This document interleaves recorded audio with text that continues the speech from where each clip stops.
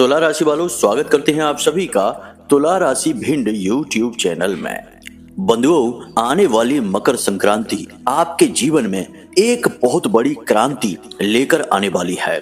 जी हाँ बंधुओं, इस मकर संक्रांति पर कुछ ऐसे विशेष और महाशक्तिशाली योग बन रहे हैं जो सीधे प्रभु श्री राम से जुड़े हुए हैं। और ऐसे में जो भी व्यक्ति प्रभु श्री राम से जुड़े हुए इस योग का विशेष लाभ ले लेगा, उसके जीवन में चाहे कितने ही बड़े कष्ट हो, दुख तकलीफ और परेशानियां हो, एक झटके में समाप्त हो जाएंगी। तो बस करना आपको इतना सा है कि मकर संक्रांति के दिन अपने जीवन में महाक्रांति लाने के लिए इन दो चीजों को चुपचाप अपने घर में लाकर इस विशेष स्थान पर छिपा कर रख देना है।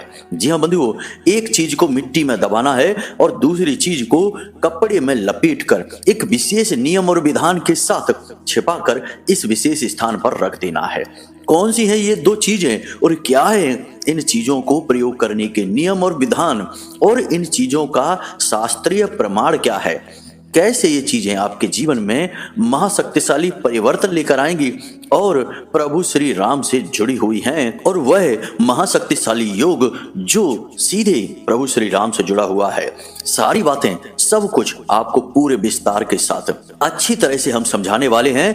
बस आपको करना यह है कि इस कार्यक्रम को अंत तक देखना है, अंत तक इस कार्यक्रम में बताई हर एक बात को समझना है पूरी बारीकी के साथ।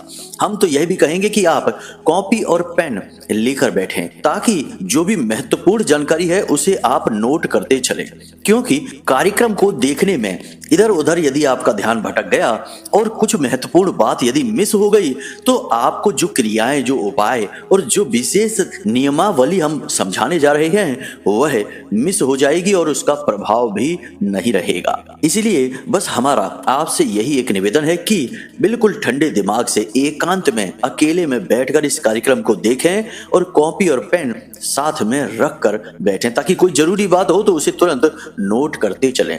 जी बंधुओं, आज का यह कार्यक्रम आपके जीवन में एक महापरिवर्तन लेकर आएगा, इस बात की हम गारंटी देते हैं। और हो सकता है कि मकर संक्रांति के विषय में आपको इतना अद्भुत ज्ञान इससे पहले किसी ने दिया ही ना हो, लेकिन हम आपको बता दें कि वर्ष में सबसे शक्तिशाली और सबसे पहला महापर्व मकर संक्रांति ही होता है। जो भी जातक धर्म कर्म से जुड़ा है, ज्ञान से जुड़ा है, ज्योतिष से जुड़ा है या किसी विशेष गुरु की कृपा में है, वह इस पर्व का प्रयोग करना जानता है और साल की शुरुआत ही सर्वोत्तम कर लेता है देव कृपा के साथ। जी हाँ बंधुओं, और अंग्रेजी में एक कहावत भी है कि well begun is half done, यानी कि एक अच्छी शुरुआत का मतलब है कि आधी जीत हासिल हो चुकी है। तो साल की एक बेहतरीन शुरुआत करने के लिए इससे बेहतर कोई भी पर्व नहीं है, कोई योग नहीं है, कोई क्रिया नहीं है। तो बस बंधुओं, आज हम आपसे आपके कुछ मिनट, कुछ समय मांग रहे हैं जिसे आपको हमें देना है और बदले में हम आपको वह बहुमूल्य ज्ञान का खजाना दे देंगे जिसे अब तक आपको किसी ने दिया नहीं है। और हम आपको गारंटी के साथ कहते हैं कि कोई आपको बताएगा भी नहीं, क्योंकि कुछ बातें इतनी महत्वपूर्ण और इतनी शक्तिशाली हैं, इतनी क्रियाशील हैं कि इन्हें बताने के बदले में लोग बहुत बहुत मोटी रकम दूसरों से मांगते हैं, अपना व्यापार चलाते हैं। लेकिन हम तो जो भी करते हैं वह महामाई की सेवा में करते हैं। हमें इन सब से कोई फर्क नहीं पड़ता है, हमारा तो जो भी है वह महामाई देख लेंगी। हम तो बस यह चाहते हैं कि महामाई के जितने भी भक्त हैं, जितने भी इस कार्यक्रम के दर्शक हैं, उनके जीवन में रोशनी आनी चाहिए, प्रकाश आना चाहिए, खुशियां आनी चाहिए। इसीलिए हम आपको वह गूढ़ रहस्य और ज्ञान देने जा रहे हैं। उम्मीद है बंधु आप हमारी बातों को समझ रहे हैं। अब इस कार्यक्रम में अंत तक अवश्य ठहरेंगे। इस कार्यक्रम का एक एक पल, एक एक क्षण बेहद महत्वपूर्ण है आपके जीवन के लिए, आपके अपने भले के लिए। जी हाँ बंधुओं, तो बस कार्यक्रम को अंत तक देखना है, यही आपसे हमारा निवेदन है। चलिए बंधुओं, महामाई को याद करते हुए आज के इस बेहद चमत्कारी, क्रांतिकारी कार्यक्रम की शुरुआत करते हैं। कमेंट बॉक्स में प्रेम के साथ लिख डालिए, जय मां भद्रकाली कृपा करो। महामाई महामाई निश्चित तौर पर आप पर कृपा करेंगी, हमें पूर्ण विश्वास है। इसी के साथ साथ बंधु, हमें आपसे एक और छोटा सा निवेदन है कि यदि आपको कुंडली विश्लेषण कराना है या फिर जीवन की समस्याओं से जुड़ा हुआ कोई समाधान चाहिए तो आप फोन करने के लिए वीडियो में और डिस्क्रिप्शन में दिए गए नंबर का ही प्रयोग करें। कमेंट बॉक्स से या फिर इधर उधर से नंबर उठाकर ना फोन करें, क्योंकि बहुत सारे लोग हमारी आड़ में लोगों को ठग रहे हैं। ऐसी हमें शिकायतें मिली हैं कि बहुत सारे लोगों ने कमेंट में से नंबर ले लिया और फोन लगा दिया, तो सामने वाले ने कहा कि हम आचार्य अमित जी के यहाँ से ही बोल रहे हैं, और बेचारों से उल्टे सीधी रकम की, पैसों की मांग की, और उन्होंने अपनी परेशानी दूर करवाने के लिए पैसे डाल भी दिए। किसी ने 2000 डाल दिए, किसी ने 3000 डाल दिए, किसी ने 1000 डाल दिए। बाद में फिर उन्होंने वीडियो में से जो नंबर है उस पर कॉल किया, तो हमारे यहाँ बात हुई, हमने उनकी सारी बात सुनी, तो हमें बड़ा दुख हुआ। फिर हमने उनकी जितनी हो सकती थी सहायता अपनी तरफ से की, किसी को धनराशि कहीं से अपनी व्यवस्था बनाकर दी, किसी की कुंडली विश्लेषण का कार्य मुफ्त में ही कर दिया। जितना हमसे हो सकता है उतना हमने उनकी सहायता तो कर दी, परंतु उनके साथ यह ठगी तो हो ही गई। अब एक बात और बंधुओं कि हमारे यहाँ जो कुंडली विश्लेषण का कार्य चल रहा है उसमें एक बहुत छोटी सी दक्षिणा जो महामाई के चरणों में अर्पित की जाती है, उसी की मांग की जाती है। वह भी लोग अपनी क्षमता के अनुसार कम या ज्यादा करके दे देते हैं, हम तब भी उनका कार्य करके देते हैं, क्योंकि हमारा लक्ष्य तो जनता की सेवा है, महामाई की सेवा है। पैसा कमाना, धन कमाना हमारा उद्देश्य नहीं है, वरना हम कोई और कार्य कर लेते जहां ढेर सारा पैसा कमाया जा सकता था। तो बंधु, कहने का मतलब यह है कि आप लोग अपने बौद्धिक बल का प्रयोग करें और जो नंबर हम वीडियो में दिखा रहे हैं केवल उसी नंबर पर फोन करें, उल्टे सीधे किसी नंबर को उठाकर फोन न करें, वरना आपके साथ जो ठगी, जालसाजी, धोखा होगा उसके जिम्मेदार आप स्वयं ही होंगे। हम क्या कर सकते हैं इसमें? बाद में लोग शिकायत करते हैं कि गुरुजी हमारे साथ तो यह धोखा हो गया, किसी महिला ने हमसे पैसे ठग लिए। बंधु, आप अपनी बुद्धिमानी का स्वयं प्रयोग करें, हमसे जितना बन पड़ रहा है उतनी हम आपके लिए मेहनत कर रहे हैं, तो कम से कम आप थोड़ा सहयोग तो करें, समझदारी के साथ निर्णय लें। उम्मीद है बंधु आप हमारी बात को समझ चुके हैं। अब चलिए अपने मूल विषय को प्रारंभ करते हैं। मुझे एक बात बताओ, आप कहते हो वीडियो में कुंडली का विश्लेषण करवाओ, क्या कुंडली का विश्लेषण करवाना जरूरी है? हाँ, कुंडली का विश्लेषण करवाना जरूरी है। क्यों जरूरी है? देखो, जैसे हम बीमार होते हैं तो हम डॉक्टर के पास जाते हैं, अपनी रिपोर्ट लेकर जाते हैं, और रिपोर्ट के आधार पर डॉक्टर हमें दवाइयां देता है, और वे दवाइयां जब हम खाते हैं तो हमें आराम भी मिलता है और हम जल्दी ठीक भी हो जाते हैं।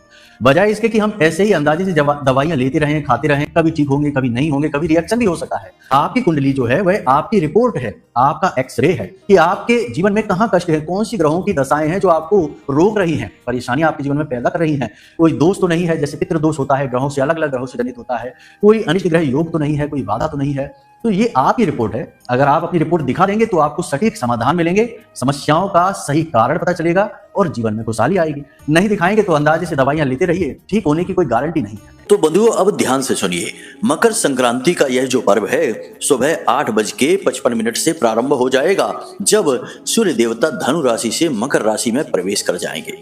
सूर्य देवता का राशि परिवर्तन ही संक्रांति कहा जाता है। अब चूंकि यह सूर्य का परिवर्तन जो है वह मकर राशि में होगा, तो इसे मकर संक्रांति कहा जाता है।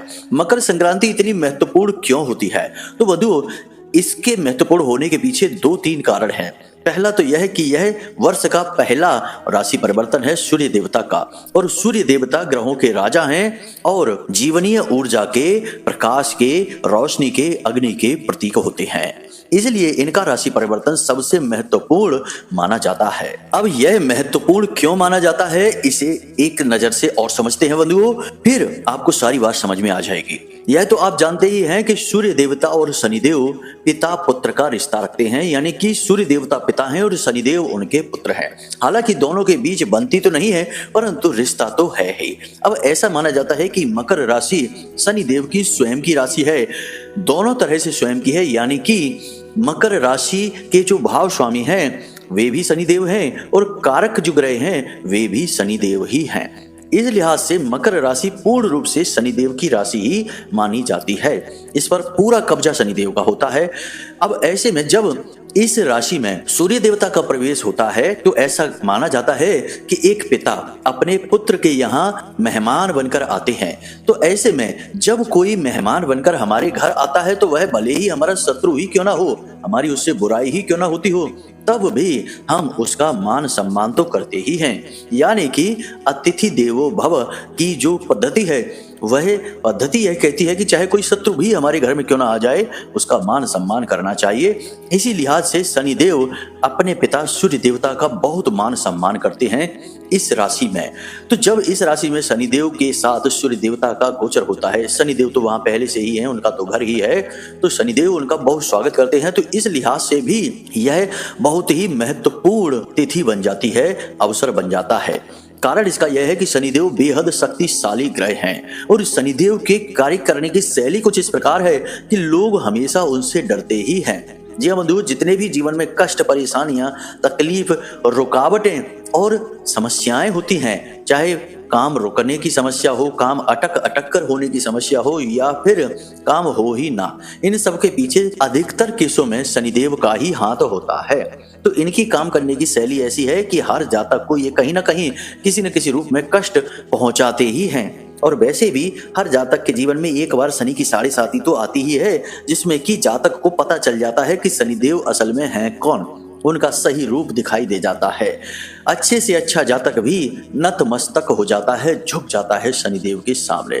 तो बस जब शनिदेव का इतना खौफ है, इतना डर है, तो ऐसे में सूर्य देवता के अपने घर में आते ही शनि देवता का यह स्वभाव एकदम बदल जाता है। शनिदेव बिल्कुल अपने स्वभाव के विपरीत कार्य करने लगते हैं। यानी कि जहां एक तरफ कष्ट, परेशानियां, तकलीफ दे रहे होते हैं, वहीं अब जातक को एकदम आगे बढ़ाने का कार्य करते हैं। जो भी काम शनिदेव के वजह से, उनकी महादशा से, उनके पितृ दोष से या फिर किसी भी अन्य प्रकार से साढ़े साती की वजह से रुक रहे थे, बाधाएं आ रही थी, उन कार्यों में अचानक से गति आ जाती है।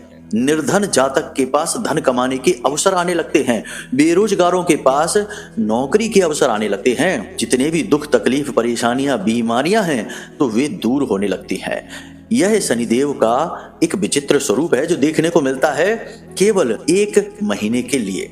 जी हाँ बंधु, जब तक कि सूर्य देवता मकर राशि में रहते हैं। इस लिहाज से भी यह बहुत महत्वपूर्ण अवसर बन जाता है। चाहे कोई भी स्थिति हो, लाभ तो जातक को मिलना ही चाहिए। लेकिन यहाँ पर होता यह है कि जातक समझ नहीं पाता है। देखिए, एक बात समझिए कि जब लंबे समय तक कोई एक विशेष स्थिति जीवन में रहती है तो लोगों को उस स्थिति की आदत पड़ जाती है। मानकर चलिए कि अगर किसी के एक पैर में लगातार दर्द रहे और कई वर्षों तक दर्द बना रहे, तो एक बार जब अचानक दर्द ठीक भी हो जाएगा तब भी उसे ऐसा वहम होता रहेगा जैसे कि उसके पैर में दर्द ही है। हल्का हल्का तो है ही, कम से कम उसे इस बात का वहम बना ही रहेगा, शक रहेगा उसकी नजर में। तो ऐसा ही आपके साथ भी होगा इस महीने में। जी हाँ बंधुओं, 14 तारीख के बाद कि आपके जीवन में जो कष्ट, परेशानियां के मुख्य कारण हैं, जैसे बेरोजगारों की बेरोजगारी की समस्या है, काम धंधे व्यापार की काम धंधा नहीं चल पा रहा इसकी समस्या है, या किसी के घर में बीमारी की समस्या है, तो जैसे ही समय बदलेगा 14 जनवरी के बाद, मकर संक्रांति के तुरंत बाद स्थिति बदलनी शुरू हो जाएगी। लेकिन लंबे समय से आप समस्याओं से पीड़ित हैं तो आपको वहम होगा, यानी कि जो बेरोजगार है उसे नौकरी के अवसर तो दिखाई देंगे, लेकिन वह उन अवसरों को पहचान ही नहीं पाएगा। कहीं ना कहीं उसे ऐसा ही लगेगा कि यह नौकरी भी बेकार है, किसी काम की नहीं है, या फिर इसमें भी समस्याएं हैं, परेशानियां दिखाई देगी, क्योंकि जो परेशानी में है उसे परेशानी देखने की आदत सी पड़ चुकी है। तो यही आदत की वजह से जातक अपने जीवन में परिवर्तन नहीं ला पाता है। बंधुओं, एक बात याद रखना कि कोई भी इंसान चाहे कितनी ही पूजा पाठ करे, धर्म कर्म का कार्य करे, मंदिरों में जाकर दीपक जलाए, सेवा करे प्रभु की, जब तक अपने आचरण का सही आकलन नहीं करेगा और परिवर्तन नहीं करेगा, उसके जीवन में कोई परिवर्तन नहीं आएगा। हजारों ऐसे लोग हमने देखे हैं जो बहुत चालीसा पाठ करते हैं, बहुत मंदिर में जा जाकर भगवान की सेवा करते हैं, बहुत पूजा पाठ करते हैं, परंतु उनके आचरण बड़े ही निम्न स्तर के हैं। चुगलियां करना, बुराइयां करना, दूसरे की कष्ट में आनंद की प्राप्ति करना, इस प्रकार के आचरण की वजह से उनकी हर प्रकार की पूजा पाठ निष्फल है, वे खुद कष्ट में बने ही रहते हैं। तो आचरण सबसे महत्वपूर्ण है। इसलिए हम आपसे कह रहे हैं कि आपके जीवन में जो 14 तारीख के बाद में अवसर आएंगे, सुनहरे अवसर, उन्हें आपको पहचानना ही होगा। हर हालत में उन पर नजर बनाकर रखें, अवसर आएंगे अवश्य ही। अब ध्यान से सुनिए बंधुओं, मकर संक्रांति शुरू होने से पहले पुनर्वसु नक्षत्र का संयोग बन रहा है। इस संयोग में प्रभु श्री राम का जन्म हुआ था, यानी कि मकर संक्रांति के ठीक पहले का जो समय है 8:55 से ठीक पहले का, सुबह के 8:55 है, उससे पहले का जो समय है, उस समय में ऐसा नक्षत्र है, ऐसा संयोग है कि प्रभु श्री राम का जन्म हुआ था। यानी कि यह कितना पवित्र समय हुआ। अब यह जो पुनर्वसु नक्षत्र का संयोग है, यह सुबह 10:17 तक चलेगा। यानी बंधुओं 8:55 से लेके 10:17 तक का जो समय है, वह बेहद पवित्र, बेहद शक्तिशाली समय है, जिसमें कि सूर्य देवता तो धनु से मकर राशि में प्रवेश कर ही चुके होंगे, यानी मकर संक्रांति का पर्व शुरू हो चुका होगा, और एक ऐसा नक्षत्र, एक ऐसा संयोग भी होगा जिसमें कि प्रभु श्री राम का जन्म हुआ था। तो सोचिए कि कितना पवित्र समय है। अब लगभग 1.25 घंटे का यह जो समय है, समय का, इस समय का आपको बहुत प्रयोग करना है अच्छी तरह से, बुद्धिमानी से। तो अब ध्यान से सुनिए कि मकर संक्रांति के दिन आपको कौन से कार्य करने हैं। एक और बात यहाँ पर बंधुओं कि मकर संक्रांति के दिन सही तरीके से यदि पिंडदान और तर्पण किया जाए तो पितरों को भी संतुष्टि मिलती है, पितृ भी तृप्त हो जाते हैं, क्योंकि जो पितृलोक की स्थिति है वह सूर्य लोक के ठीक बगल से ही होती है। सूर्य देवता से पितरों का बहुत बड़ा संबंध होता है। जैसे कि 15 दिनों के पितृपक्ष में जब पितृ देवता धरती लोक पर आते हैं तो ऐसा माना जाता है, शास्त्रों में लिखा है कि सूर्य देवता की किरणों पर सवार होकर ही पितृ देवता की ऊर्जा इस धरती लोक तक पहुंचती है। तो सूर्य देव से भी पितृ का, यानी पितृ देवताओं का सीधा संबंध होता है। तो अब आपको क्या करना है, ध्यान से समझिए। हम आपको बताने वाले हैं 4 ऐसे कार्य, फिर हम आपको बताएंगे उन 2 चीजों के विषय में भी। जल्दी से समझिए कि सबसे पहले आपको सूर्योदय से पहले जागना है और स्नान आदि करके पूजा पाठ कर लेना है। जी हाँ बंधुओं, फिर इसके बाद आपको 8:55 पर मंदिर चले जाना है। यानी कि मंदिर कोई भी हो सकता है, हनुमान जी का हो सकता है या शंकर जी का हो सकता है। बेहतर होगा कि आप भोले बाबा के मंदिर ही जाएं। अब आपको क्या करना है, ध्यान से समझिए। भोले बाबा के मंदिर में जाकर आपको पूजा पाठ करना है। जो जल आप भोले बाबा के ऊपर समर्पित करेंगे, यानी शिवलिंग पर जल डालेंगे, उस जल में आपको कुछ चीजें मिलानी है। थोड़ा सा गुड़ मिला लेना है और थोड़े से काले तिल मिला लेने हैं, और थोड़े से चावल आपको अपने हाथों से शिवलिंग के ऊपर रख देने हैं। उसे जल में नहीं मिलाना है। कोशिश यह करना है कि जल आपको अपने घर से ही ले जाना है। वहां मंदिर में मौजूद जल ना लें, आप अपने घर से ले जाएं तो अति उत्तम। यदि मजबूरी है तो कोई बात नहीं, मंदिर से ही ले लें। अब आपको यह जल भोले बाबा पर समर्पित करना है। अब इसके बाद भोले बाबा के पंचाक्षरी मंत्र की कम से कम 11 माला जाप करनी है, यानी ओम नमः शिवाय। इस मंत्र की 11 माला जाप करनी है। रुद्राक्ष की माला होनी चाहिए। बंधुओं, यदि आपके पास समय कम हो तो आप 1 माला भी कर सकते हैं, कोई बुराई नहीं है, परंतु 11 माला का बहुत अधिक फल प्राप्त होता है इस दिन। जी हाँ, तो आपने 11 माला जाप कर ली। अब मंदिर के बाहर जो भिखारी बैठे हैं उन्हें आप अन्न और धन दोनों चीजों का दान करें। बहुत ही खास दिन है, बहुत ही पवित्र दिन है। तो आप कुछ ज्यादा नहीं, थोड़े समोसे ले सकते हैं, किसी भी प्रकार का अन्न ले सकते हैं, या फिर कोई फल भी ले सकते हैं। अन्न करेंगे तो ज्यादा बेहतर होगा, क्योंकि अन्न दान का बहुत अधिक महत्व होता है। तो आप थोड़े समोसे ले सकते हैं, या कुछ भी जो आपकी सुविधा हो, क्षमता हो, ऐसे ले सकते हैं। और 5, 7, 10 जितने भी भिखारी वहां हैं उन्हें आप दे सकते हैं। साथ में एक 10-10 रुपए का नोट भी दे दें। बस इतना सा आपको करना है। थोड़ा खर्चा आपका अवश्य होगा, परंतु इससे दिव्य शक्तियां बेहद प्रसन्न होंगी। खास तौर से भगवान श्री हरि विष्णु और भोले बाबा दोनों का ही संबंध सूर्य देवता से और पितृदेव से है। दोनों बहुत अधिक प्रसन्न होंगे। यह एक कार्य आपको करना है, बेहद महत्वपूर्ण कार्य है। दूसरा कार्य आपको यह करना है कि गाय को हरी हरी घास अवश्य खिलानी है, और गाय को रोटी भी खिलानी है। गाय का संबंध पितृ देवताओं से माना जाता है। गाय, कुत्ता, कौआ, हाथी, बरगद का वृक्ष, इनका संबंध पितृ देवताओं से माना जाता है। साथ ही साथ गाय का कई अन्य ग्रहों से भी संबंध है, लेकिन मूल संबंध बृहस्पति से माना जाता है। तो आपको गाय को एक रोटी भी खिलानी है, और उस रोटी में आपको घी लगा देना है और थोड़ा सा हल्दी, जी हाँ बंधुओं, थोड़ी सी जरा सी हल्दी उसमें लगा देनी है और यह रोटी आप गाय को खिला दें। यानी कि गाय को आपको 2 चीजें खिलानी है। यदि घास नहीं खिला सकते तो कोई बात नहीं, रोटी तो आप खिला ही सकते हैं। इसी के साथ साथ बंधुओं 2 कार्य आपको और करने हैं, ये बेहद महत्वपूर्ण कार्य हैं। ये दोनों कार्य सूर्य देवता से और शनि देव से जुड़े हुए हैं। तो आपको दिन के समय बाजार जाना है और वहां से तांबे का एक सूर्य यंत्र लेकर आना है।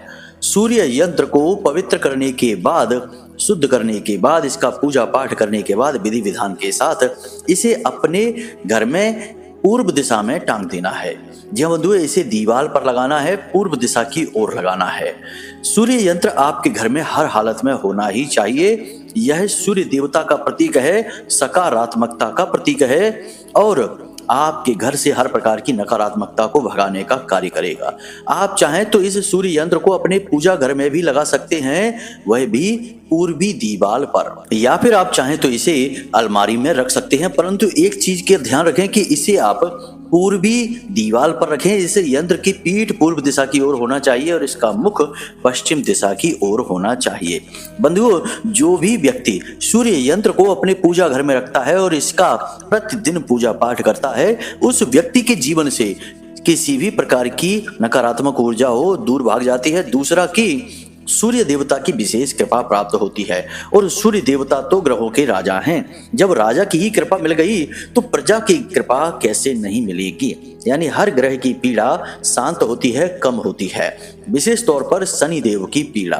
तो यह कार्य आप अवश्य कर लें। एक और महत्वपूर्ण कार्य है कि आपको यह कार्य रात के समय करना है। जरा इसे ध्यान से समझिए। 8 मुट्ठी उड़द की दाल लेनी है, काले कपड़े में इसे रख लेना है, कपड़ा कोरा होना चाहिए और इसकी पोटली बनाने के लिए भी आप काले रंग का धागा ही लेंगे। इसी के साथ साथ आपको एक शीशी में सरसों का तेल लेना है और इस उड़द की दाल के अंदर आप एक लोहे का छल्ला रख देंगे, डाल देंगे।